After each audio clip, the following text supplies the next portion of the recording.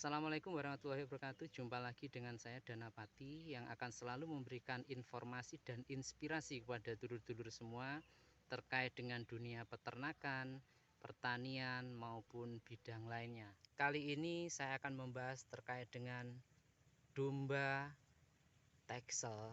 Baik, dulur-dulur semua, seperti kita ketahui saat ini di masyarakat itu sudah beredar banyak sekali jenis domba ya.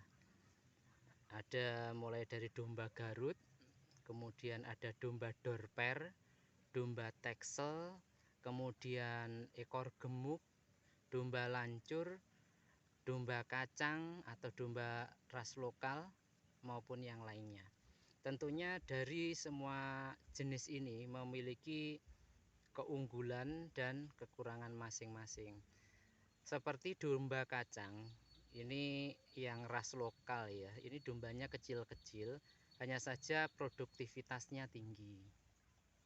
Terus kemudian kekurangannya adalah posturnya kecil, kedua dagingnya ini mengandung gaji yang cukup banyak. Yang ketiga adalah karena posturnya yang kecil, secara otomatis nilai ekonominya juga lebih rendah dibandingkan dengan jenis domba yang lainnya.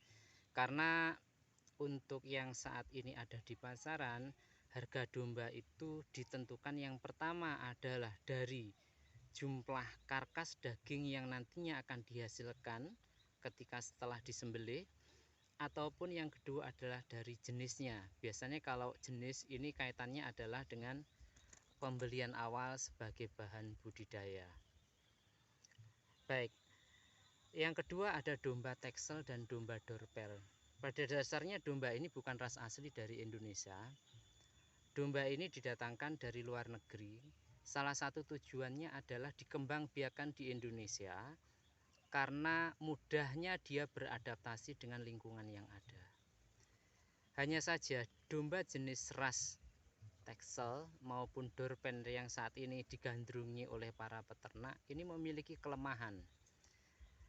Kelemahannya adalah dia dominan beranak satu. Kelebihannya, domba Dorper maupun Texel dia akan lebih cepat dewasa atau lebih cepat gede, pertumbuhannya ya lebih cepat dibandingkan dari jenis domba yang lainnya.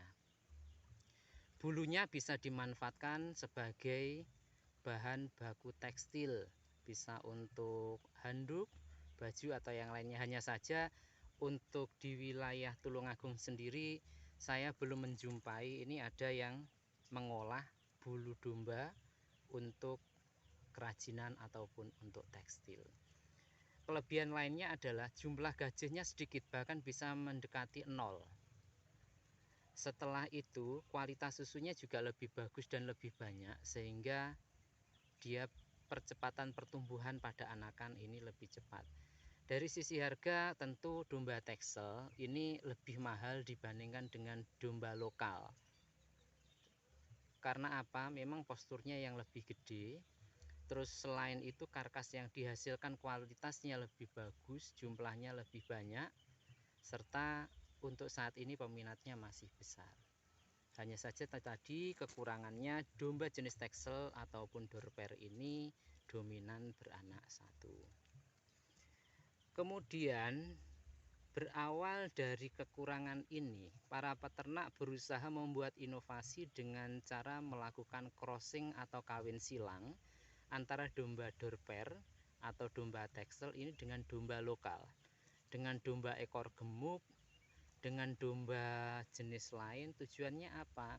Salah satu tujuannya adalah yang pertama agar nantinya dari anakan yang dihasilkan ini kedepannya bisa mengeluarkan anak 2 ataupun 3. Tujuan yang lainnya adalah agar nantinya pada keturunan yang dihasilkan nanti kualitas dagingnya lebih bagus, gajihnya lebih sedikit, tetapi kualitas susu yang dihasilkan tetap lebih banyak daripada domba lokal atau domba jenis lain, sehingga nanti anakan yang dihasilkan ini juga lebih cepat besar karena asupan gizinya terpenuhi.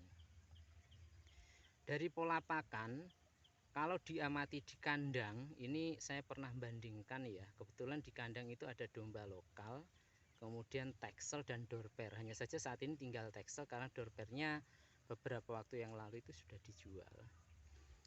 Dari pola makan sendiri, domba Texel yang jelas lebih rakus dibandingkan dengan domba jenis lain ya.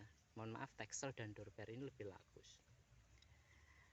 Saya sering berkunjung ke peternakan teman-teman seperti di peternakan Mas Rena itu yang ada 100 ekor lebih indukan. Kemudian di tempatnya Pak Arifin itu ada sekitar 18-an indukan. Kemudian dulu saya juga pernah ke tempatnya Mas Rasi Prayogi di Gombang, Bandung sana. Itu juga memang kalau diamati untuk jenis Dorper atau Texel ini anakannya cenderung dominan satu. Meskipun ada beberapa yang anakannya dua. Bagaimana dengan hasil crossing? Untuk hasil crossing ini nantinya pada anakan pertama tidak menutup kemungkinan masih dominan beranak satu. Namun ada hasil crossingan yang kedua, ini nantinya mayoritas sudah beranak dua. Tapi tentunya itu nanti kembali kepada faktor keberuntungan. Oleh karena itu saran saya, apabila dulur-dulur ini menjumpai anakan domba cross Texel yang sudah mampu menghasilkan dua anak, disimpan saja, jangan dijual. Karena apa? Nanti anakan yang dihasilkan dari domba ini nanti juga akan cenderung kedua atau tiga. Jadi antara percaya atau tidak pada jenis domba, biasanya kalau indukannya ini dulu beranak satu, kemudian anaknya beranak satu, nanti anak-anaknya lagi juga akan beranak satu. Ini dominan seperti itu. Tapi kalau anakannya ini beranak dua, nanti kedepannya dia juga akan lebih dominan beranak dua atau tiga. Jadi saran saya, apabila dulur-dulur menghendaki untuk beternak dengan tujuan yang pertama adalah untuk pedaging ya, saran saya bisa menggunakan jenis Texel hanya saja yang sudah di crossing.